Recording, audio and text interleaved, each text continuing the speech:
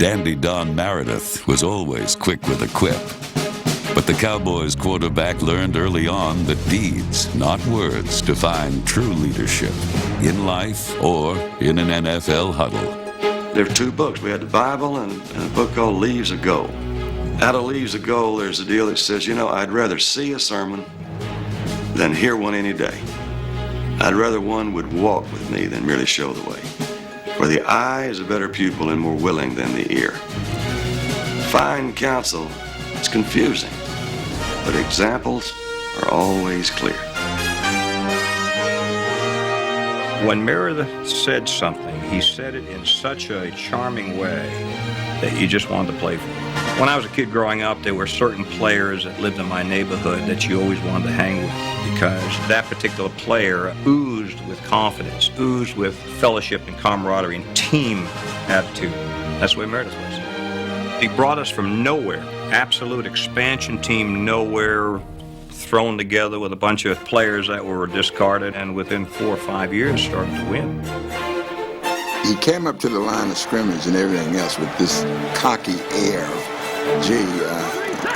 I'm going to get it done, and more or less you guys can't stop me. Because if Don could go back and get in that hot streak, he could throw the football with anybody. Meredith loved winning, but he also enjoyed having fun, even if his down-home humor was displayed in the unlikeliest of settings. He would come in the huddle at times when everybody was serious and we were being beaten to a pulp. He would maybe crack a joke, and that kind of livened things up. I'm not sure if that sat well all the time with Tom Landry. He made everybody feel relaxed, and most of the time, and of course sometimes I questioned what he was doing. He had some friends that were makeup artists in the movie-making business. So Don had them to make him up with a cut down his forehead. I mean, it looked like a 4-inch gash. It looked like he'd been in a car wreck. And, I mean, he really looked awful. And he came into the meeting, and Coach Landry and the rest of us almost passed out.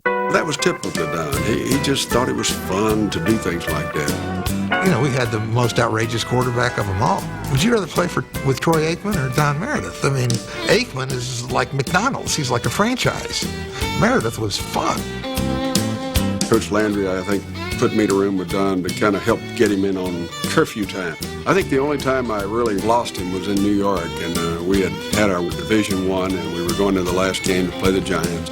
Don came in a little later, quite somewhat later, really to tell the truth, and he was not in good shape when he came in. And he went into the game, I think he threw 2 or 3 interceptions, and he was leading the quarterbacks in the league in passing going into that game.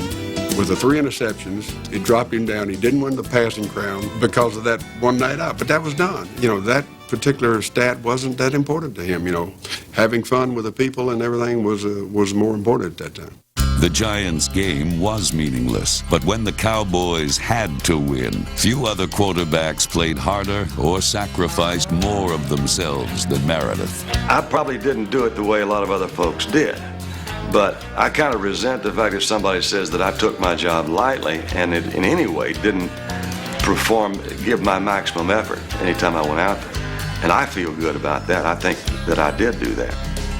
Most quarterbacks would never have survived with the early teams that Don had to play with. Don was beat up as much as any one human being that I've ever seen, and still he came to play. With the beatings came the booings, and after 3 straight playoff defeats, Cowboy crowds were screaming for Don's backup. When the fans say we want Morton constantly, and I felt bad for Don, and I remember going to him one time and I said, Don, I'm sorry that this is happening, all these we want Morton. He says, don't be sorry, it's going to happen to you too. After we had lost badly to Cleveland, 38-19 or something, but it was worse than the score indicated. We went into this restaurant and somebody noticed Don and I, and they started booing him. And the people sat there in this restaurant and stood up and booed him until we left. And I said when I thought it was time to go, it really wasn't much fun anymore. That's pretty much what it was. But I'm so happy that I got to play. I had, people say, well, what was it like? And I said, I had days where I was in the zone. And what more can you ask for?